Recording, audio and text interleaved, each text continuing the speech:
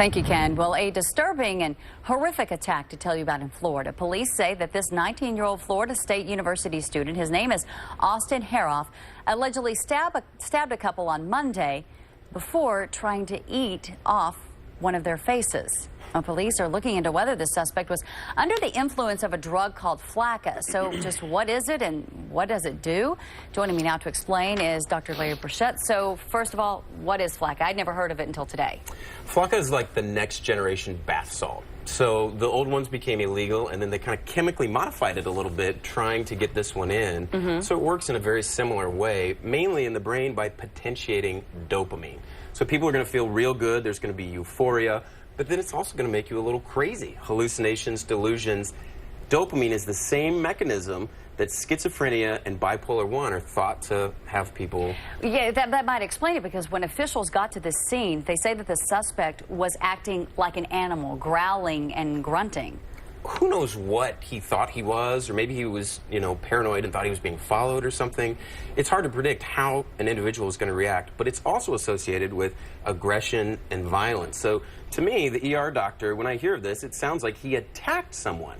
I don't know that he had the intent to consume their flesh like a real cannibal, but certainly he was, delirious. Yeah, and officials also said that he was extremely strong after the attack when they arrived. So is this a very popular drug? The thing with a drug like this that makes me think we may see more of it is it's really cheap, number one. So 80 cents is what the cost is for one dose of that. So even $5, and drug lords can get rich on this thing, and it can get going. The other thing, like I said before, is people feel great on it. You get euphoria, you feel amazing. So if you introduce that into the right community, it can certainly proliferate, and that would be my concern about what we may see. How is it consumed?